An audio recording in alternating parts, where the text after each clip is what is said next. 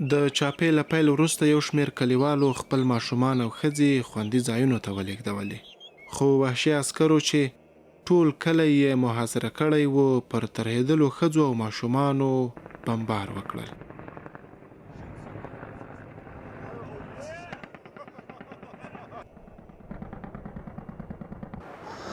زه داسې چلو شو یوه شپه داسې ناڅاپه غوندې دا ګونګا را پیدا شو دې کلي ته.